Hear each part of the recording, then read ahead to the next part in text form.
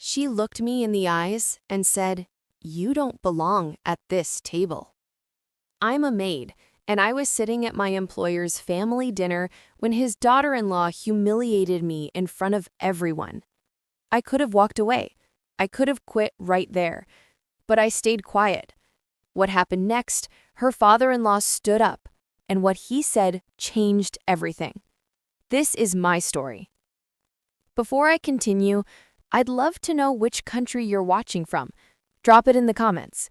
And if you enjoy stories about dignity, respect, and standing up against injustice, please subscribe to our channel. It really means the world to us. Now, let me tell you what happened that night.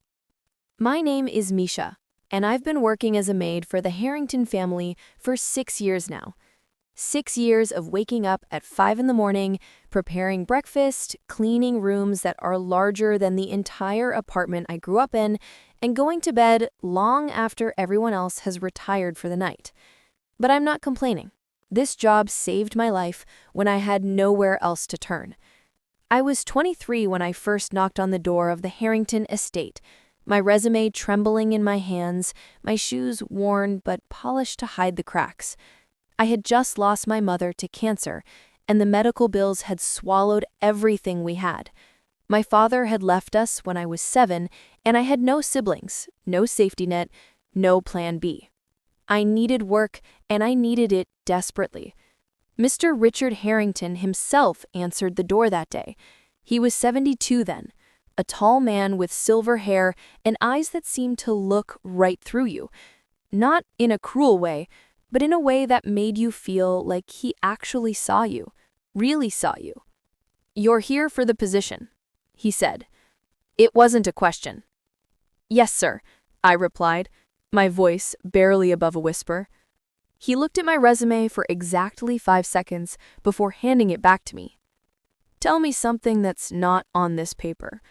Tell me who you are." I was stunned. No one had ever asked me that in an interview. They'd asked about my experience, my references, my availability, but never who I was. So I told him.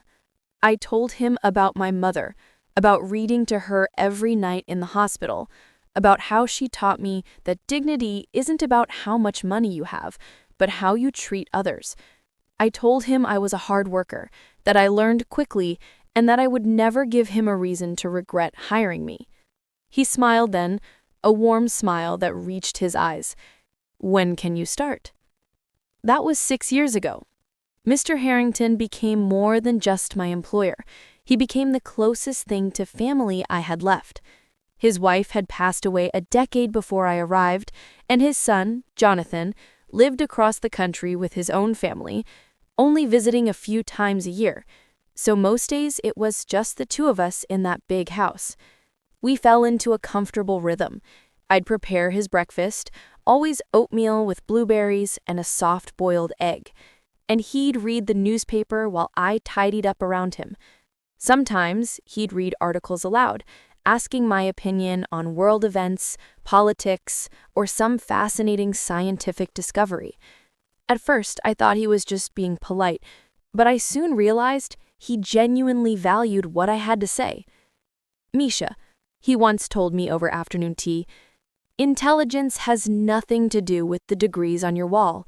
Some of the stupidest people I've met had PhDs, and some of the wisest never finished high school. You, my dear, are among the wise." I cried that night in my small room on the 3rd floor. No one had ever called me wise before. Mr. Harrington encouraged me to use his library, thousands of books lining the walls of his study. He'd recommend novels, biographies, philosophy books, and we'd discuss them over dinner. Yes, dinner. After the first year, he insisted I stop eating alone in the kitchen. "This house is too big and too quiet for one old man," he said. "Besides, you cook better than any chef I've ever hired, and the food tastes better with good company." So it became our tradition. Every evening, I'd prepare dinner, and we'd eat together in the smaller dining room, the one with windows overlooking the garden. We'd talk about everything and nothing. His memories of building his business from the ground up, my dreams of maybe one day opening a small bookshop, the latest novel we were both reading, the state of the rose bushes. He told me stories about his late wife, Elizabeth, how they'd met at a library when they were both reaching for the same book. He spoke about his son, Jonathan, with a mixture of pride and sadness. Good man, successful lawyer, but somewhere along the way he forgot that success isn't just about what you accumulate, it's about who you become. I understood what he meant. Jonathan called every Sunday, a dutiful call that lasted exactly 15 minutes. He'd ask about his father's health, mention how busy he was with his practice, promise to visit soon, and then hang up. The visits came maybe twice a year, always brief, always feeling more like an obligation than a choice. But Mr. Harrington never complained. Everyone walks their own path, he'd say with a shrug. 3 weeks ago, everything changed. Mr. Harrington received news that his son, Jonathan, was coming for a visit and bringing his entire family.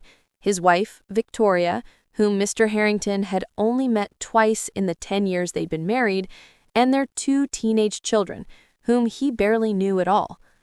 "It's my 80th birthday next month," Mr. Harrington explained to me as we sat in his study, a fire crackling in the hearth despite it being early autumn. "Jonathan wants to celebrate it with a family dinner, here, next Saturday." I could hear something in his voice. Hope, maybe, mixed with apprehension. "That's wonderful, Mr. Harrington," I said, genuinely happy for him. "I'll make sure everything is perfect. What would you like me to prepare?" He was quiet for a moment, staring into the fire. Then he turned to me with that warm smile I'd come to love. "Misha, I don't want you to prepare anything. Well, you can plan the menu if you'd like, you know what I enjoy, but I want you to join us for dinner." I froze. "Sir, I don't think that's appropriate. This is a family gathering." "Precisely. And you are family, Misha. More family to me than most people who share my blood. You've been here for me every day for 6 years. You've celebrated my small victories and sat with me through my lonely nights. You've reminded me that this house is a home. I won't have you hiding in the kitchen while we eat.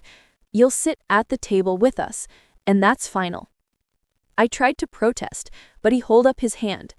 "Misha, I'm an old man who's learned that life is too short to bow to other people's narrow ideas about who belongs where. You belong at my table. End of discussion." And so it was decided. As the days passed and the dinner approached, I felt a growing knot of anxiety in my stomach. I told myself it would be fine, that the Harrington family would be welcoming, that maybe I was worrying over nothing. But deep down, some instinct whispered that the evening wouldn't go the way Mr. Harrington hoped. I wish I had listened to that whisper. I wish I had known what was coming. Because when Saturday evening finally arrived and the Harrington family walked through those doors, I realized that not everyone shared Mr. Harrington's views about who belonged where. And Victoria, Jonathan's wife, was about to make that devastatingly clear. Saturday arrived faster than I wanted it to. I spent the entire morning preparing the house, making sure every surface gleamed, every flower arrangement was perfect, every detail was exactly right. The dining room, the formal one that was rarely used, had been opened up and aired out. I'd set the long mahogany table with the finest china, crystal glasses that caught the light like diamonds, and silverware that I'd polished until I could see my reflection in each piece. The menu was one of Mr. Harrington's favorites: herb-crusted lamb with roasted vegetables, creamy garlic mashed potatoes, a fresh arugula salad with candied walnuts and goat cheese, and for dessert, a chocolate torte with raspberry coulis. I'd been cooking since dawn, and the house smelled like a dream. Mr. Harrington had been unusually quiet all day, a nervous energy radiating from him that I'd rarely seen. He changed his shirt 3 times, asking my opinion each time, settling finally on a crisp blue button-down that brought out the color of his eyes. "Do I look presentable?" he asked me, and I saw something vulnerable in his expression. A father hoping to impress his son, hoping for approval, hoping for connection. "You look distinguished and handsome," I assured him. "They are going to be so happy to see you." He smiled, but it didn't quite reach his eyes. "I hope so, Misha. I truly do." At 6 o'clock sharp, the doorbell rang. Mr. Harrington straightened his shoulders, took a deep breath, and walked to the entrance. I stayed back, smoothing down my dress. A simple navy blue dress that was nice but not too formal, the most appropriate thing I owned for such an occasion. I heard voices in the foyer. Jonathan's voice, deeper than I remembered from his brief visits. A woman's voice, crisp and clear. The chatter of teenagers. "Dad!" "Happy early birthday!" Jonathan's voice boomed as he entered, and I could hear the embrace, the back patting that men do. "Jonathan, my boy, it's so good to see you." Mr. Harrington's voice was thick with emotion. I waited in the kitchen, giving them their moment, but my heart was pounding. Soon, Mr. Harrington called for me. "Misha, come meet everyone." I walked into the foyer, and there they stood. Jonathan was tall like his father, but heavier set, wearing an expensive suit that probably cost more than I made in 3 months. He had kind eyes, though, and when he saw me, he smiled warmly. "You must be Misha. Dad talks about you constantly. Thank you for taking such good care of him." "It's my pleasure, Mr. Jonathan," I said, shaking his outstretched hand. Then my eyes moved to the woman standing beside him, and I felt an immediate chill despite the warm autumn evening. Victoria. She was impeccably dressed in a cream-colored designer dress, her blonde hair swept up in an elegant chignon, diamonds glittering at her ears and throat. She was beautiful, in the way that expensive things are beautiful, polished, perfect, and utterly cold. Her eyes swept over me from head to toe, and in that single glance, I felt assessed, judged, and dismissed. She didn't offer her hand, she didn't smile. She simply gave a slight nod, the kind you might give to someone holding the door open for you, acknowledgement without actual recognition. "Victoria, this is Misha. She's been my right hand for 6 years now. More than that, she's been wonderful company and a dear friend." "How nice," Victoria said, her voice carrying the same temperature as her expression. "It's so important to have good help." The word help landed like a slap, but I kept my expression neutral. "It's lovely to meet you, Mrs. Harrington." She turned away before I even finished my sentence, focusing on the 2 teenagers who stood behind her, both absorbed in their phones. "Ethan, Madison, put those away," she commanded. The teenagers looked up with expressions of practiced boredom. They offered half-hearted greetings to their grandfather before Mr. Harrington led everyone into the living room for pre-dinner drinks. I retreated to the kitchen to finish the final preparations, my hands shaking slightly as I arranged the appetizers, bruschetta with heirloom tomatoes and fresh basil, smoked salmon canapés, stuffed mushrooms. Through the doorway, I could hear the conversation in the living room. Victoria dominated the discussion, talking about their recent vacation to the Amalfi Coast, the renovation of their summer home in the Hamptons, Madison's acceptance to a prestigious prep school. Her voice had a sharp quality to it, each word precisely enunciated, each sentence designed to impress. I noticed that she barely let Mr. Harrington speak, cutting him off when he tried to share stories, redirecting conversations back to her family's accomplishments. Jonathan seemed oblivious, nodding along, occasionally adding details to his wife's narratives. When I brought out the appetizers, Victoria's eyes followed me with an expression I couldn't quite read. Suspicion? Disdain? Whatever it was, it made me feel like an intruder in the house I'd called home for 6 years.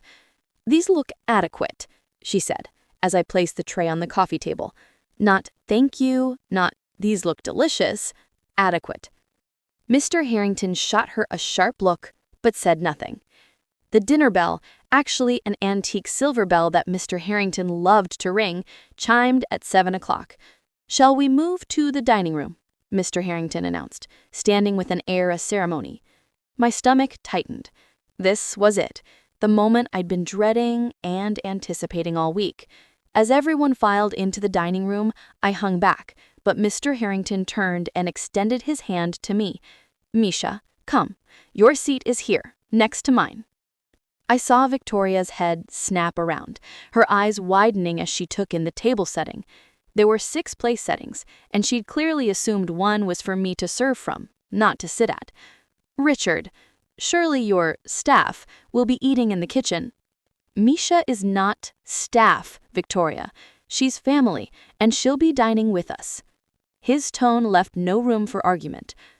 For a moment, I considered excusing myself, faking illness, anything to avoid what I could feel coming like a storm on the horizon. But Mr. Harrington was looking at me with such hope, such determination to have this evening be perfect, that I couldn't disappoint him. I took my seat next to him. Victoria sat directly across from me, and as she unfolded her napkin with sharp, precise movements, I saw something flash in her eyes that made my blood run cold. This wasn't just disapproval. This was war. The first course was served in tense silence. I had prepared everything perfectly, but each bite felt like swallowing stones. Victoria made a show of examining each dish as though inspecting it for flaws, her fork pushing food around her plate with deliberate slowness. "So, Misha," Jonathan said, attempting to break the awkward silence. "Dad tells me you're quite the reader. What are you reading these days?" I appreciated his kindness, his attempt to include me in the conversation. "I just finished East of Eden, actually. Your father recommended it, and—" How quaint. Reading the classics. "Richard, you've turned your Maid into quite the little project, haven't you?" The word little stung more than Maid. It was designed to diminish, to put me in my place. "Misha is a naturally curious and intelligent person, Victoria," Mr. Harrington said, his voice tight. "She needs no turning into anything." Victoria smiled, but it was the smile of a predator. "Of course. I'm sure she's very competent. Jonathan, darling, tell your father about the charity gala we're hosting next month." And just like that, I was erased from the conversation.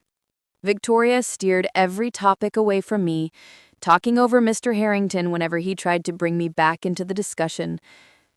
She spoke about people I'd never met, places I'd never been, a world I would never be part of. Ethan and Madison remained glued to their phones under the table despite their mother's earlier admonishment, clearly bored by the entire evening. Jonathan seemed oblivious to the undercurrents, nodding along to his wife's stories, occasionally glancing at his father with what looked like mild concern. As I cleared the first course and brought out the main dish, the herb-crusted lamb that I'd spent hours perfecting, Victoria's hostility escalated. "You know, Richard, Jonathan and I were discussing on the drive here how unusual your arrangement is, having domestic staff eat with the family. It's just not done in proper households." "This is my household, Victoria, and I'll run it as I see fit." Of course, but one must consider appearances. What would your friends think? What would the country club set say? It sends such a confusing message about boundaries and proper social order. The only people confused seem to be those who measure a person's worth by their job title rather than their character, Mr. Harrington shot back. I wanted to disappear. I wanted to sink into the floor. This dinner was supposed to be a celebration, a family reunion, and instead it had become a battlefield with me as the unwilling focal point. "Mom, can we please just eat?" Madison mumbled, not looking up from her phone. "Put that phone away, now," Victoria snapped. And for a moment, her attention shifted. But it was only a brief reprieve. As we ate, Victoria began making increasingly pointed comments about how hard it must be for me to keep up with educated conversation, about how different my background must be, about how generous it was of Mr. Harrington to elevate someone like me. Each comment was delivered with a smile, couched in language that could almost pass as compliments if you ignored the poison underneath. But everyone at that table knew exactly what she was doing. Jonathan shifted uncomfortably. Victoria, maybe we should... Should what, darling? I'm simply making conversation. Mr. Harrington had gone very still, very quiet. He was watching Victoria with an expression I'd never seen before. A cold, calculating look that made him suddenly seem much younger and much more formidable. Then came the moment that changed everything. Victoria set down her fork with a deliberate clink against the china. She took a sip of her wine, dabbed her lips with her napkin, and then turned to face me directly. The mask of civility finally dropped, and what remained was pure, unveiled contempt. You know what? I'm just going to say what everyone at this table is thinking. You don't belong at this table. The words hung in the air, and time seemed to stop. This is a family dinner, a private family occasion, and you are the help. I don't care how many books you've read or how many cozy little conversations you've had with my father-in-law. You are not family. You are an employee. There is a natural order to things, a proper place for everyone, and this, she gestured at me sitting in the chair, is not your place. I felt like I'd been struck. My face burned with humiliation. My eyes stinging with tears I refused to let fall. Every instinct screamed at me to stand up, to defend myself, to say something, anything. But I stayed silent. I stayed silent because I knew that anything I said would only make things worse. I stayed silent because I didn't want to embarrass Mr. Harrington further or ruin what was left of his birthday celebration. I stayed silent because Victoria wanted a reaction, wanted to provoke me into proving her point that I was beneath them, unsuitable, unworthy. So I sat there, my hands folded in my lap, my eyes downcast, absorbing every ounce of her cruelty in silence. Victoria, Jonathan finally found his voice, his face reddening, apologize right now. I will not, Victoria said, lifting her chin defiantly. Someone needed to say it. This whole situation is bizarre and inappropriate. If my father wants to be charitable to his staff, that's admirable, but there are boundaries. She should be in the kitchen where she belongs, not sitting here pretending to be something she's not. Victoria, that's enough. Jonathan stood up, his chair scraping loudly against the floor. The teenagers had finally looked up from their phones, eyes wide, sensing that something significant was happening, but not quite understanding what. But I barely heard any of it. The room felt like it was closing in on me. The beautiful dinner I'd prepared turned to ash in my mouth. Every insecurity I'd ever had about my place in this house, in this world, came rushing back with crushing force. I wanted to run. I wanted to vanish. I wanted to be anywhere but in that chair, under Victoria's triumphant gaze. But I stayed. I stayed because Mr. Harrington's hand had found mine under the table, squeezing it gently, a silent plea for me not to leave, not to give Victoria the satisfaction. And then I felt it. Mr. Harrington's hand releasing mine. I heard the scrape of his chair as he slowly, deliberately stood up. The room fell completely silent. Victoria looked up at him, her expression still defiant, but now tinged with uncertainty. Jonathan froze mid-protest. Even the teenagers put down their phones. Mr. Harrington stood at the head of the table, his full height commanding, his eyes blazing with an intensity that made Victoria's previous fire look like a candle flame. When he spoke, his voice was quiet, but it carried the weight of thunder. Mr. Harrington didn't raise his voice. He didn't need to. The authority in his tone, the steel in his eyes, commanded absolute attention. Victoria's smug expression began to falter, replaced by something resembling apprehension. "In my 80 years on this earth," he began, his words measured and deliberate, "I have met thousands of people. I built a company from nothing, employed hundreds, socialized with politicians, celebrities, and titans of industry. I have dined with people who had every advantage, the best schools, the finest breeding, all the money and connections one could want." He paused, his gaze sweeping across the table, before landing squarely on Victoria. "And in all those years, among all those people, I have rarely met anyone with as much genuine class and character as the woman sitting to my right." I felt my breath catch. I hadn't expected this. I'd hoped he might defend me, but the conviction in his voice, the way he spoke about me, it was overwhelming. "Misha came to me 6 years ago with nothing but determination and dignity. She had just lost her mother, was drowning in medical debt, and had every reason to be bitter about the hand life had dealt her. But she wasn't. She walked into this house with her head held high, worked harder than anyone I'd ever employed, and never once asked for special treatment or complained about her circumstances." Victoria opened her mouth to speak, but Mr. Harrington held up a hand, silencing her. "I'm not finished." Jonathan had sat back down, his face pale, his eyes moving between his father and his wife. The teenagers sat frozen, witnesses to something that was clearly unprecedented in their experience. "You talk about proper places, Victoria, about natural order, about who belongs where. Let me tell you what I've learned about that. The people who are most obsessed with keeping others in their place are usually terrified of examining their own position.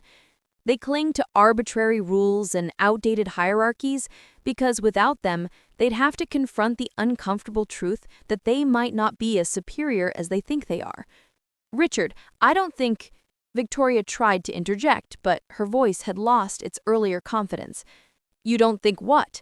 That I have the right to choose who sits at my own table? That I have the right to honor someone who has shown me more loyalty, more kindness, more genuine affection in 6 years than some people who share my last name have shown me in decades?"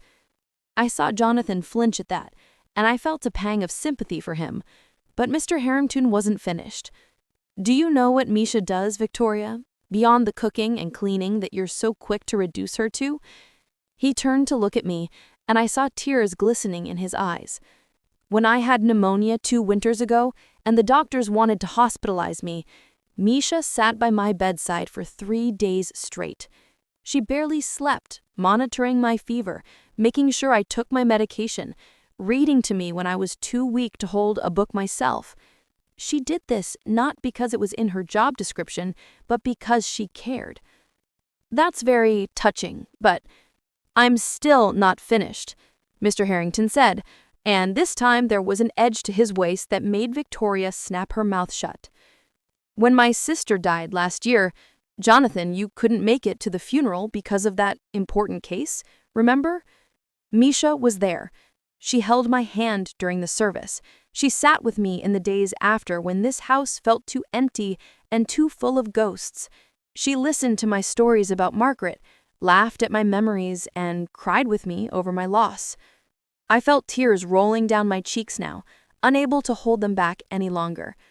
She has pushed me to stay active, to keep my mind sharp, to not give up and sink into the loneliness that swallows so many people my age.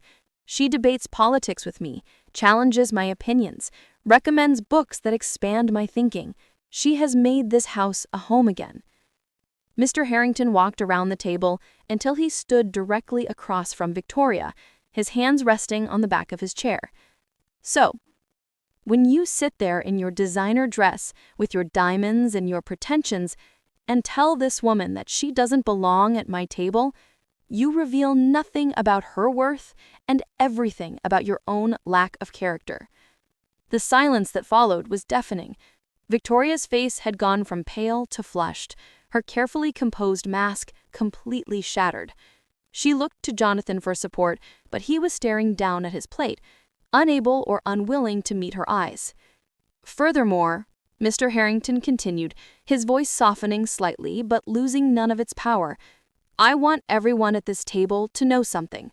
I've recently updated my will. Misha is in it.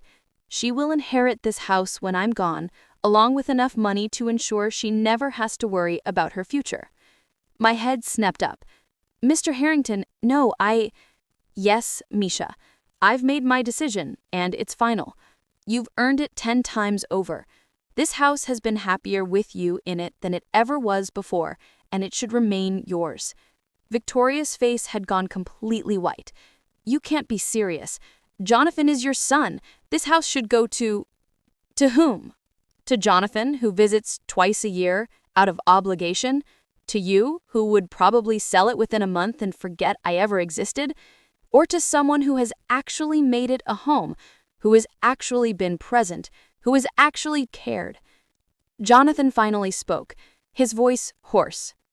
Dad, if that's what you want, then I support your decision, and Victoria, he turned to his wife, his expression harder than I'd ever seen it.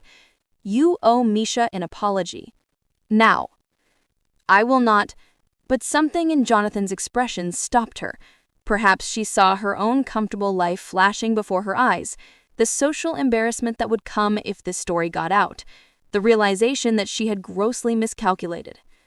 But pride is a stubborn thing, and Victoria had built her entire identity on it. She stood up abruptly, throwing her napkin onto her plate. I will not sit here and be lectured like a child. This entire evening has been absurd. Come, Ethan, Madison, we're leaving. The teenagers looked uncertainly between their mother and their grandfather, but ultimately they stood up, following their mother's lead. Jonathan remained seated for a moment longer, then slowly rose. Dad, if that's what you want, then I'll call you tomorrow. And Misha, he looked at me, his eyes apologetic. I'm truly sorry. Then he followed his wife and children out of the dining room. We heard the front door open and close, heard the car engine start, heard them drive away. And then there was silence. Mr. Harrington and I sat in that dining room for a long time after they left, neither of us speaking. The beautiful meal I'd prepared sat mostly uneaten on the table, the candles burning lower, casting dancing shadows on the walls. Finally, I found my voice, though it came out as barely a whisper. Mr. Harrington, you didn't have to do that. You didn't have to... Yes, I did. He interrupted gently, sitting back down beside me. Misha, I should have said something sooner. The moment she started with her remarks, I should have shut it down. I wanted to give her the benefit of the doubt, wanted to believe she'd realize on her own how inappropriate she was being. That was my mistake. She's your daughter-in-law, your son's wife. I don't want to be the reason for division in your family. He reached over and took my hand, his grip firm despite his age. You are not the reason, my dear. Victoria's behavior is the reason. Her inability to see beyond her own narrow prejudices is the reason. And if my son cannot see that, if he continues to enable her cruelty, then that tells me something about the man he's become. Something that breaks my heart, but something I need to acknowledge. Tears were flowing freely now, tears I'd been holding back all evening. I never wanted to cause trouble. I know my place. I know... Stop, he said firmly. Don't you dare finish that sentence. Your place is wherever you choose it to be, wherever you've earned it to be. And you've earned your place in this house, at this table, in my life, 1,000 times over. I broke down then, really broke down. 6 years of gratitude and affection and fear of losing this sanctuary all pouring out at once. Mr. Harrington let me cry, his hand steady on mine, his presence as comforting as it had been from that very first day. When I finally composed myself, I looked at him seriously.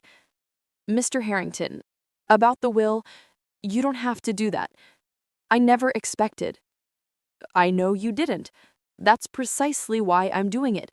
Misha, I don't have much time left, maybe a few years if I'm lucky. And I've been thinking a lot about legacy lately.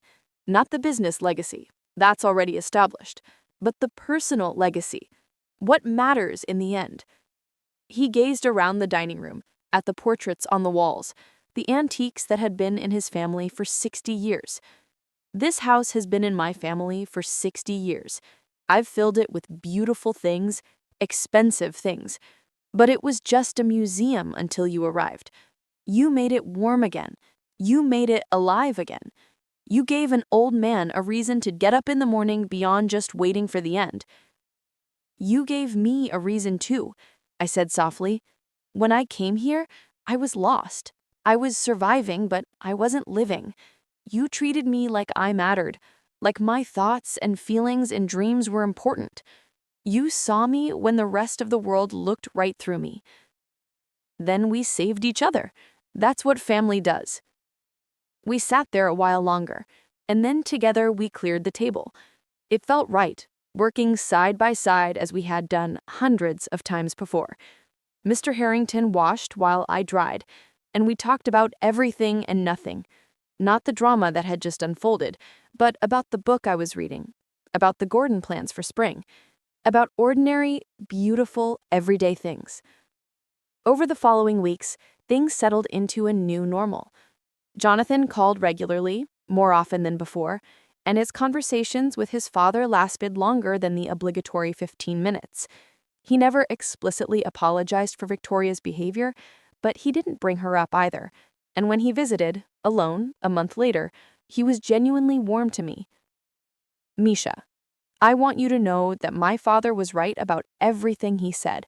You've been better family to him than I have, and I'm grateful, truly grateful. I heard through Mr. Harrington that Victoria refused to visit again, which was fine with both of us. Madison and Ethan sent their grandfather a birthday card, clearly written under parental supervision, but the gesture was something. As for me, that night changed something fundamental inside me. For 6 years, I'd carried a quiet shame about my position, always aware that I was just the maid, no matter how kindly Mr. Harrington treated me. I'd minimized my own worth, internalized the messages that society sends to people like me. But watching Mr. Harrington stand up for me, hearing him articulate my value with such conviction, made me realize something crucial. My worth wasn't determined by my job title or my bank account or Victoria's approval. It was determined by how I treated others, by the love and care I put into the world, by the connections I built and the lives I touched. I belonged at that table not because of what I did for a living, but because of who I was as a person. Mr. Harrington and I still have dinner together every night. We still talk about books and politics and life. The house is still peaceful, still warm, still home. And when I sit at that table now, I sit with my head held high, not as the maid who was graciously allowed to join, but as a woman who knows her worth, who has earned her place, and who will never again let anyone make her feel small. Because Victoria was wrong about one thing. I do belong at that table. And no one, not her, not anyone, can take that away from me.